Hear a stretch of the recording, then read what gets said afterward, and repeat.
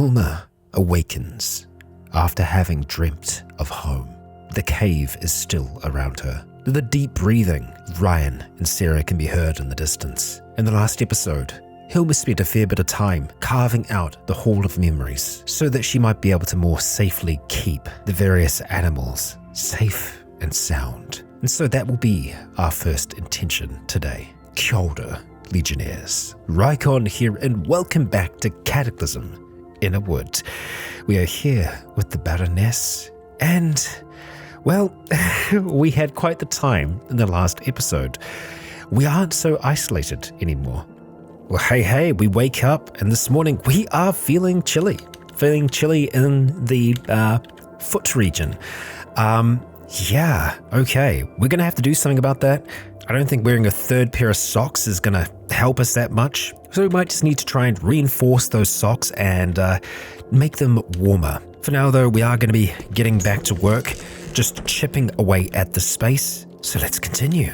Wow, it is amazing how much faster we are when you're working fresh. It is, it makes for quite the difference. And I suppose something else that we could have a look at doing is taking off our gauntlets. I don't think that's going to affect us there. Well, actually, nope, we're very cold without them. Yeah, let's definitely keep those on. Nice, cassiterite. You know what? Let's get a log into the fire and get that going. That heat should transfer through to here as well. More resources. Hematite. Good. And the sun's risen up. We're just going to pop in here and we're going to have some nice, fresh, cold strawberries. Some of them have actually started freezing as well. Good.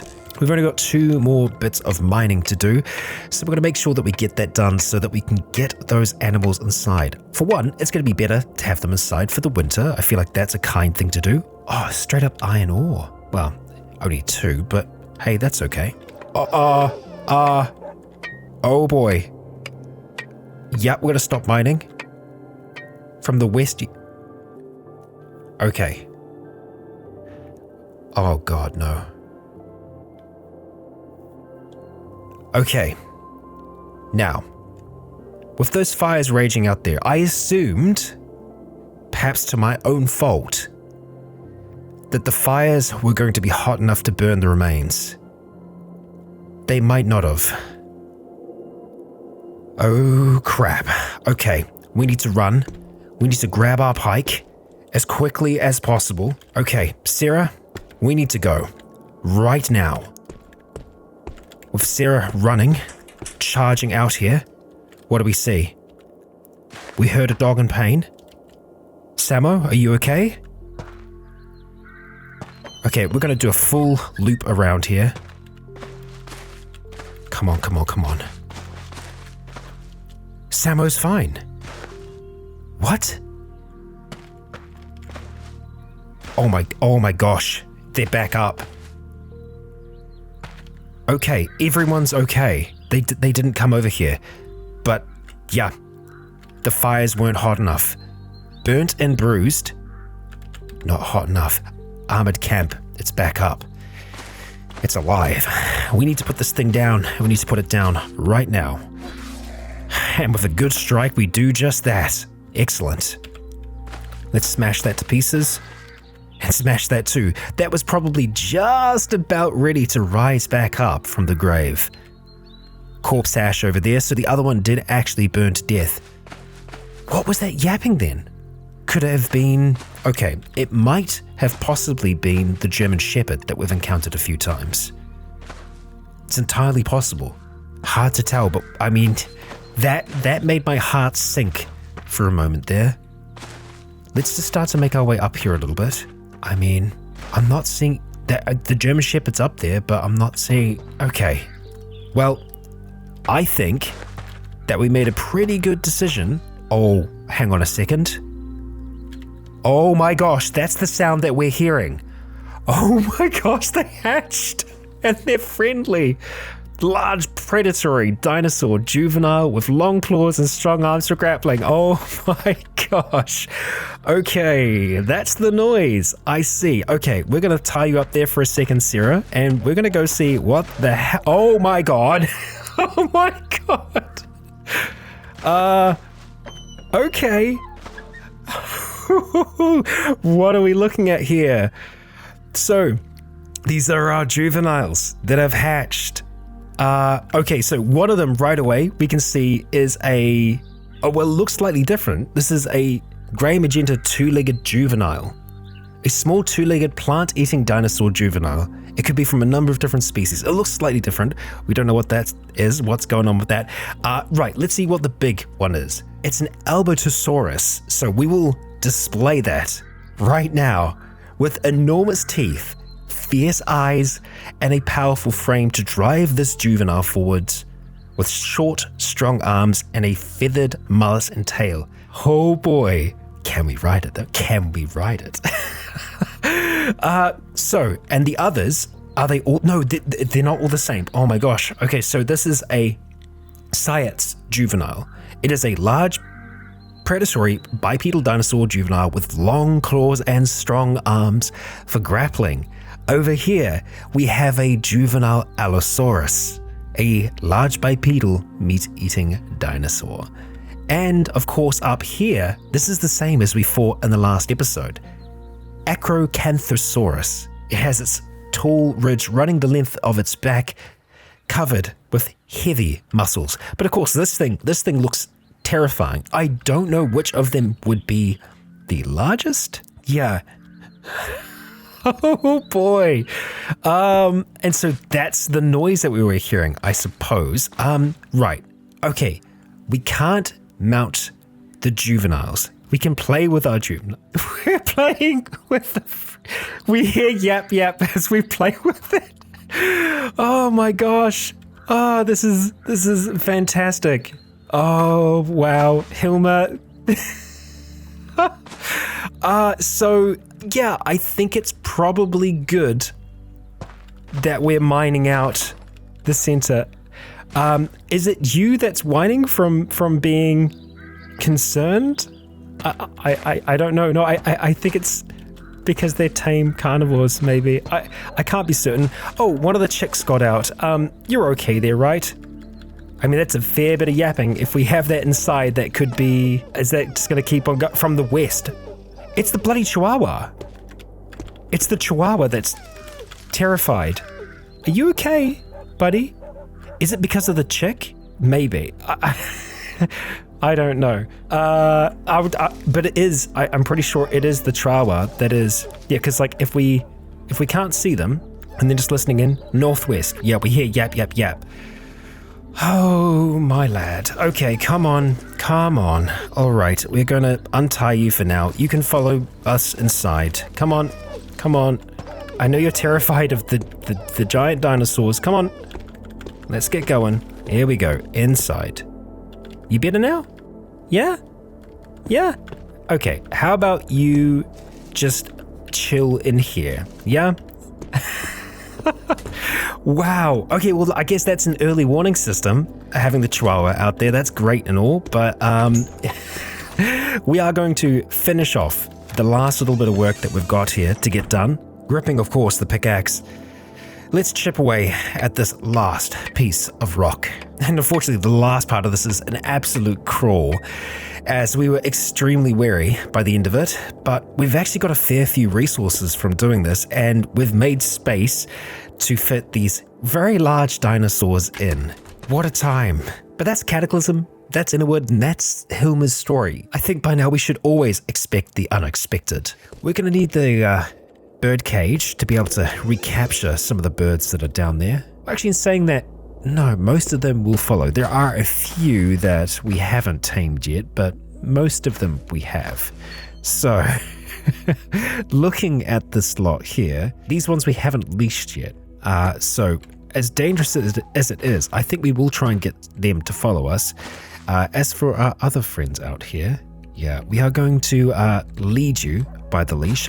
I think we should be able to lead more than one at the same time. We will see, won't we? I guess it might make more sense to do them one at a time. Oh, and we have the Ceratopsian down here as well. We might just have you stay out here for the time being. Yeah, let's just get the carnivores moving. Are they going to destroy the fences? No, they're just going to kind of travel through with us, huh? Okay, and I mean, they are still trying to follow. And they're going to stomp on all the crops. Or maybe not. They are juveniles, so we might be okay. But at the very least, we've got Acro here, which we can bring into the cave. And we're gonna leash you up there for now. We'll go back and grab the others. Yep, they did destroy parts of the fence. Okay, they're big enough to do that. So these are big juveniles. Okay, well, that's those three. We now need to go and get the big Rex. Oh, there you are. God, it's kind of terrifying, really. Okay, let's lead you in. And you're going to go down here. I'm pretty sure we're going to call you Albert. You know, I feel like that's just going to happen. There we go. All right, Albert, let's see. Can we get you right down there? Not easily. Oh, there we go. And let's just push you. Nope. It resisted. Of course it did, because it's a very large dinosaur.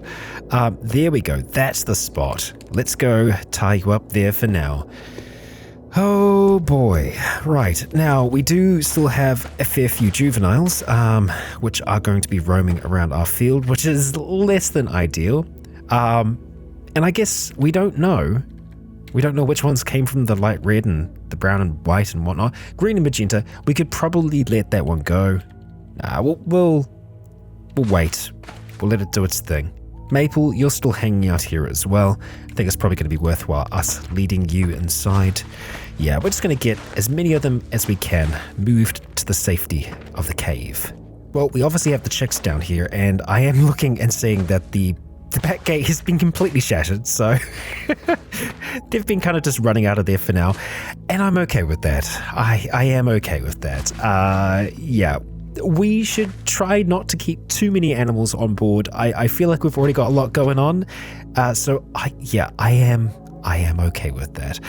We are probably going to try and redo this area here a little bit. It is not a priority right now. We're just going to let that be. Yeah.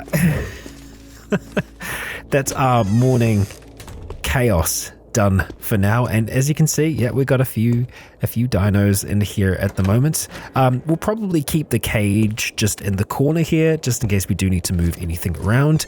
And of course, I suppose we should occasionally be checking in down here to see how the lot that we had just down here were doing. I think it's going to be a little while before they grow up still, because they were a whole nother batch, and obviously there's going to be some down below as well. Sorry, didn't mean to kick you. But right, getting our morning started here. Let's go and turn on this lamp of ours, and it's going to be a little bit before we can go outside, process the bodies, and get the iron ore going, and also do the harvesting. So there's a few things on our list of stuff to do. We want to wait until the sun has risen. So for now, we're going to jump back in and start working on those pipe fittings, I think, because that was the next stage we would need to be able to get a fermenting vat going. Aha! Looks like we are going to need some more charges in our rock forge. That should be okay. Let's unload that charcoal, and we'll put some more of that charcoal in there. Let's just go chuck, not 100, let's try 1,000. That's a little better. And yes, a set of pipe fittings. It's going to be 3 hours and 41 minutes for us to be able to do that though, so let's get going. Oh boy, we are actually starting to get fairly chilly again. I think what we might want to have a look at doing is seeing if we can improve on that warmth factor. There's a few different ways that we can do that. We can try to improve the socks, or we can try and improve the boots themselves. I believe for that we will need a tailor's kit though. And there's a few elements that go into a tailor's kit. Curved needle, a steel sewing awl, and a pair of scissors. Just having a look at the sewing kit here, seeing if we could get anything back from it, but no, it won't help us there. But it is used to help craft the tailor's kit. Well, I think that is something that we're going to add to our list of things that I would like to try and create. What we might be able to do for now is just get the fire going, just so it's going to be warmer in here in general. There we go. We've only got a few sticks in there for now. We don't need it to get too warm in here, just enough to take the edge off at this stage, I think. And I imagine it's not going to be long until the sun rises, so we'll be back outside again. But we can start working on actually making this fermenting vat. Yes, the faucet. That was what we were creating. We actually have everything, but yeah, 7 hours and 30 minutes? Okay, so this will be our downtime job. We'll start it, and it looks like we got to 24% there. I believe the sun has risen. No, not quite. Okay, but it's close. I saw a shift in the lighting. And there we go. The sun is up. 36% done on that. Okay, so we'll just leave that on the table for now, and we'll go and wield our shovel. As there's more work to be done outside, look at this lot. So many of them. So many. And looking down there, yeah, it's a little bit of a mess still. I'm glad we got most of them inside. Right, well, this is going to be a fair bit of work to get this all done, but Hilma, it needs to be done. Oh, and I've just spotted a dark grey and yellow hatchling out here. Hello, you. Yeah, you need to come back inside with us, if you'd be so kind. You don't have a leash. Okay, all right. Time for the chicken cage then. All right, straddling the fence, we should be able to grab it easily. There we are. All right, we are extremely wary at this stage, but we did actually manage to get quite a bit done, which I'm happy about. So we're going to get this hauled back inside. Maybe just look at doing some lighter work throughout the day. Well, we spent the rest of the afternoon just trying to do some butchery. We managed to get a fair amount done, but there is certainly more that needs to be done out there. It is going to stay nice and cool and close to frozen overnight, if not completely frozen.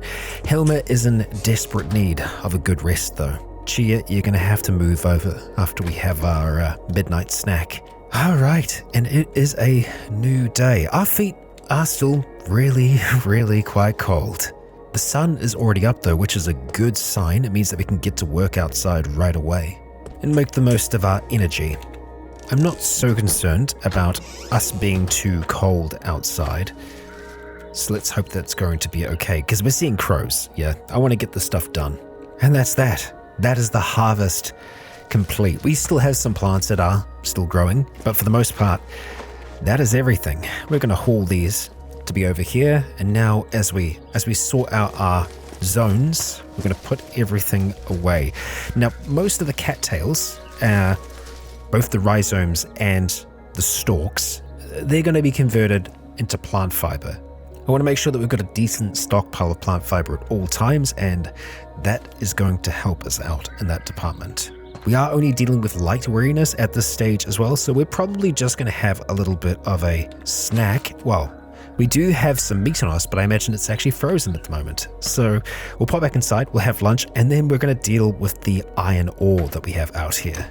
Alright, so crafting slowed down at the moment. It could be because we're cold.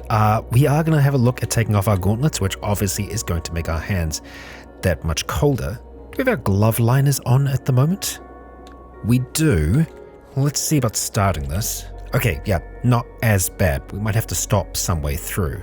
Alright, we are starting the crafting process, but we're probably going to have to stop this a few times throughout it. Oh, and yeah, as the sun is already gone, we'll certainly have to stop there. Well, another day, and we are closer to winter. As much as I would like to continue on that current thread that we're on, I think we might have to focus on threads. You know, we want to make sure that our hands and our feet are going to be warm enough this winter, and so we might have to kind of change our direction tomorrow morning and focus more on that first of all. The rest of the food that we've got harvested, it's nice and frozen, so we don't need to worry about preserving it right now. We might be able to cook up some nice warm soups for the winter, have them on the fire again. That was quite good last time. But yeah, we're going to have a look at making that tailoring kit, I think. Oh boy, well, we just woke up really quickly. I feel like we weren't sleeping for long at all. The sun hasn't risen yet, so interesting. Okay, that's right, we can run with that. Let's get our light on so that we can do a little bit of work inside. As we have some now frozen dehydrated meat for breakfast. We could make a proper meal, but I'm wanting to get straight into things. Right, so we do have a few tanned pelts. If we just disassemble one of these, that's going to give us patches. And with those patches, we can get some really nice gloves and potentially some boots out of that as well. Yep. Look at that. Okay, we've got fur gloves that we can make there, which 70 warmth is going to be more than good enough. It is going to take us a long time to do this, 21 hours. Obviously, if we take off our gloves, it's going to be a little faster. Let's have a look at the boots here. Right, yes, the fetlock furs, they do cover our feet. This is 8 hours and 5 minutes. And honestly, our feet have been where we've been feeling it the most. Or we can go to the fur boot route, which would be preferable. We would just have to have some tanned hides to do that though. We've got enough cured pelts for us to make some more tanned hides. And while these will take us a long time to make, they're going to keep us good pretty much all winter. So I think doing this now before it gets that much more colder is going to be a good move. So we should actually have everything we need for the tanning leather hide. We just need to crack open this here. Ah yes, and while we do have most, we don't have regular tallow available. Well, thankfully, we do have some chunks of fat outside that we can look at processing. 227 pieces, I'll have you know.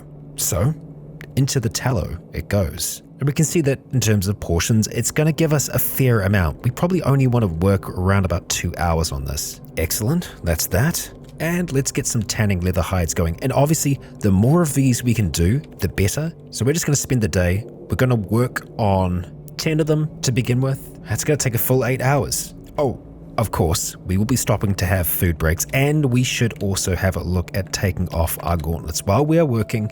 Hopefully, it isn't going to be too cold. And yeah, it turns out it's fairly cold. And we're slightly overburned as well at the moment, so let's maybe have a look at just dropping off our shotguns. Yeah, that'll help. We're just going to get a fire going in here for now, and we will continue. And there we go, a whole heap of leather tanning hides. So we're probably going to keep them close by, just so we can keep an eye on them. We can see that they will be done in 7 hours, so that's a tomorrow job for us. That does mean that we can start working on our fur gloves, which we will get that started and then stop for a bit of a munch. And the sun has set once again. And I'll also note that we have been pretty good when it comes to power. I mean, we've had this light on all day and it's lasting. Obviously, we don't have it on during the night, which gives it a good chance to charge up. Our power system, it's working for us. And so the next few days, the way I kind of see them panning out for us is working primarily on these gloves and then trying to get those boots made for us. That's going to enable us to just work outside in the winter and not have to really worry about the cold at all. We won't have to be wrapped up in any cloaks or anything like that. We're going to have a late night snack and then we're going to get curled up with cheer here. Call it a night. Well, good morning. We've got some leather hides that we can roll out. There we go. Okay, so after we're done with these gloves, we'll be able to move on to the boots. And our hands were starting to get a little chilly there. Let's get them on.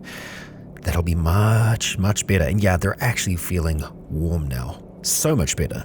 Okay, and so having a look at these fur boots here, there's a bit extra that we need to get done. We are going to need some buttons, 6 wooden buttons, or some short strings. I thought we had a ridiculous amount of bronze buttons, but we might have been working through them.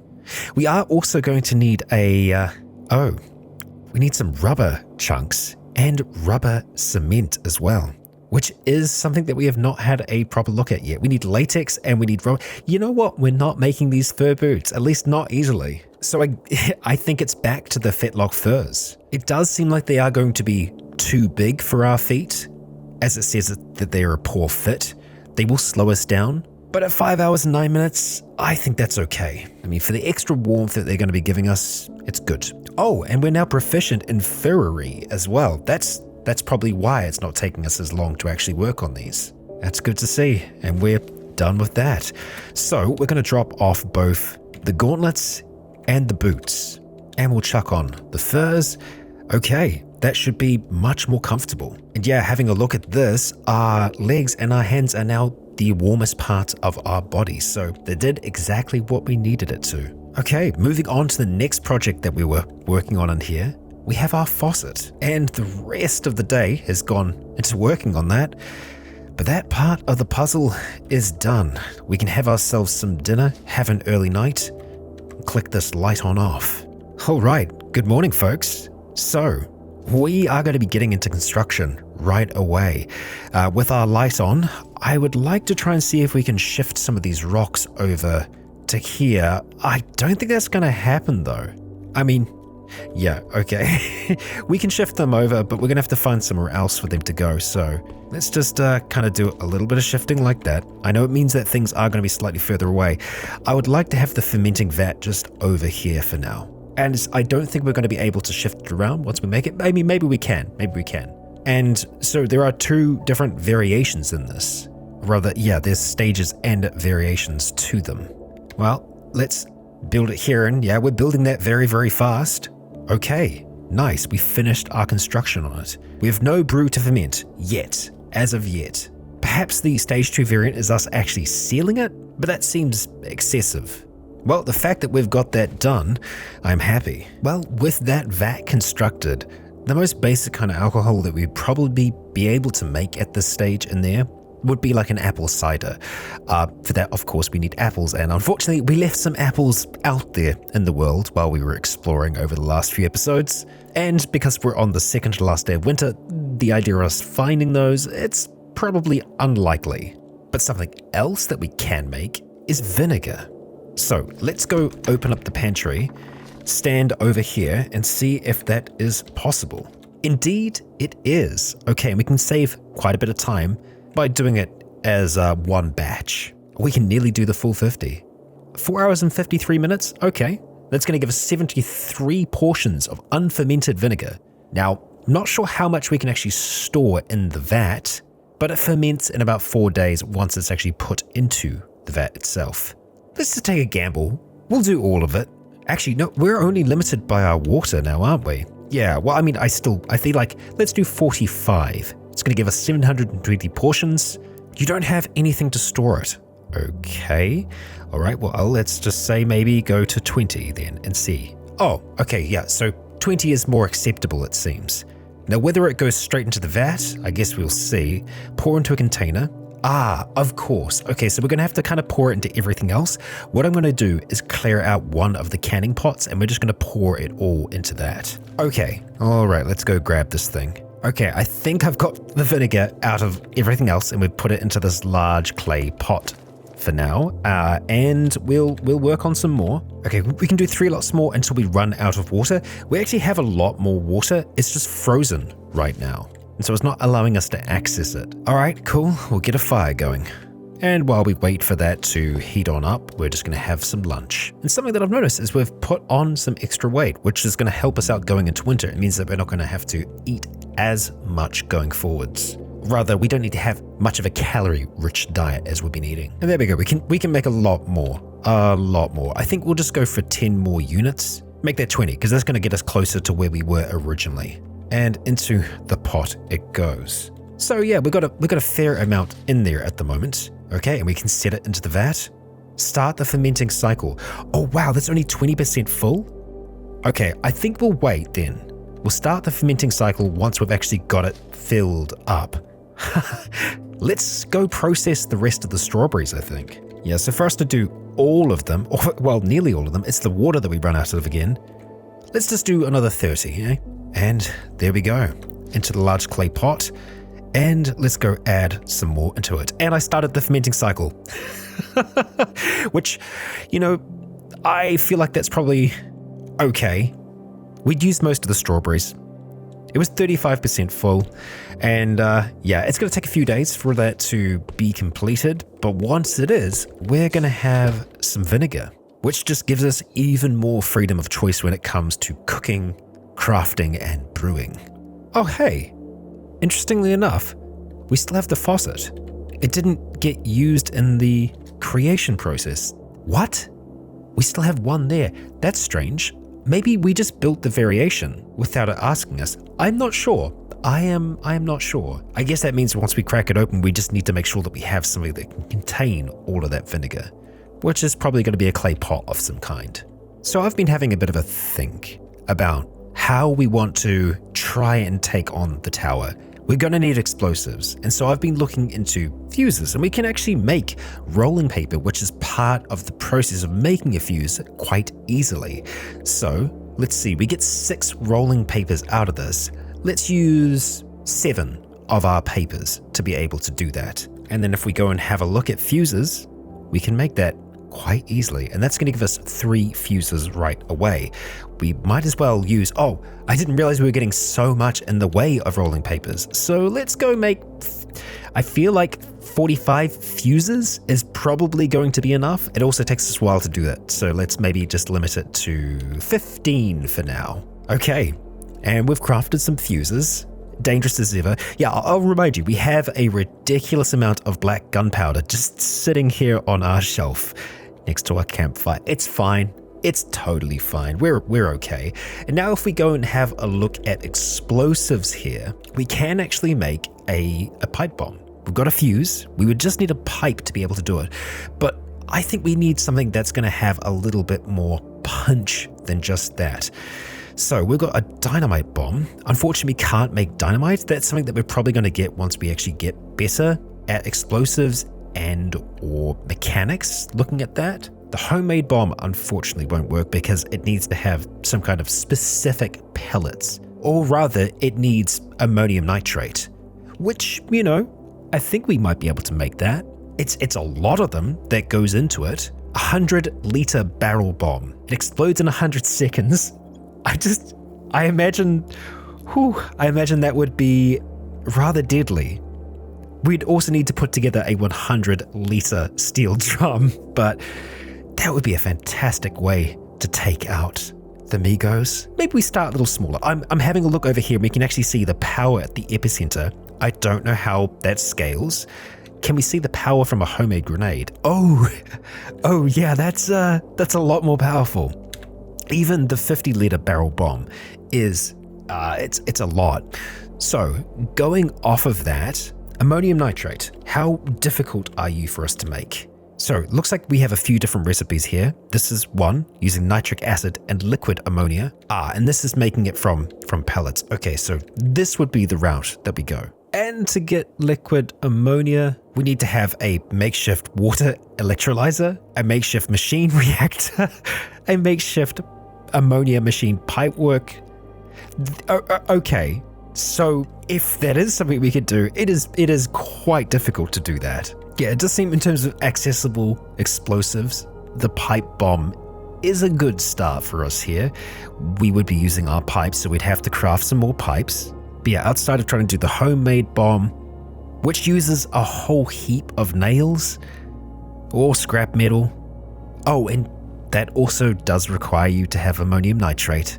I think it's that pipe bomb. It still has a decent kind of power at the epicenter, 300. That no doubt could do some pretty significant damage to Amigos, so while we might not be blowing open chambers and whatnot with this, it would still really hurt them. While I'm kind of thinking about that, I feel like Molotovs would still do just as much damage. And there's a chance that it might be able to set other parts of their base ablaze. So maybe we could do some more methanol. We get it from planks or splintered wood, which, you know, I think we've actually got a little bit more of because of the fences being destroyed down there. Splintered wood, that is. So I wouldn't mind trying to get at least a few of those together, because here's the thing, we are preparing for winter, because winter is when we're going to try and attack that place. One of the major threats that we face there is the heat, and I'm hoping with the environment around us being so cold, that might be able to help us out. But Hilma heard people there. She knows that there are people in there. These are our watchers. They are the ones that we need to face. And you know what? I want to be as ready as we can be come that first day of winter. So yeah, let's go grab some splintered wood. We've just got some fresh water to chuck into the fireplace for now. And yeah, we're going to spend some time making this methanol here. We want to make sure that we're using the splintered wood first of all. That's going to give us 500. Oh, and we've lost our fire, so let's get that going again. There we go. We'll pour that in with the rest of the methanol that's there. And sure enough, we can make another. We can very quickly make it at that. We've got 2 glass bottles, so we should be able to make another one if we are willing to sacrifice some planks. And you know what? I'd say we are. Exactly the right amount. Grab those 2 Molotovs there, and we are going to spend the rest of our time working on that iron. With the light out, with tiredness taking us, let's rest. And the last of autumn has been spent outside working on getting these lumps of steel processed. We managed to get a little bit of it done. This was another part of the process, but that's the steel. dealt with for now. This was day 30 of autumn. When we wake up tomorrow, it's going to be winter. The cold is going to be here for real.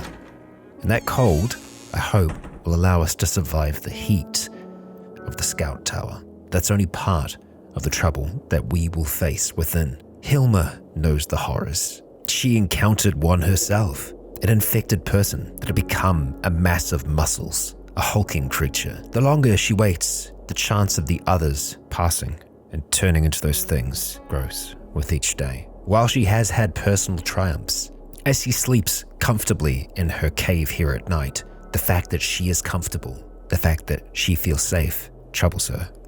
It seems like so long ago now that she found herself in that tower, seeking her friends. With an assault rifle in hand, separated from all of them, she could hear those screams, and even hear, so far back in time, and perhaps even in an entirely different world, she can still hear them. Sometimes, for real, with those portal storms. But thankfully, we haven't experienced one of those for a while. Let's hope the Watchers don't decide to mix things up now that Hilma turns her attention to them again. In the next, we will attack.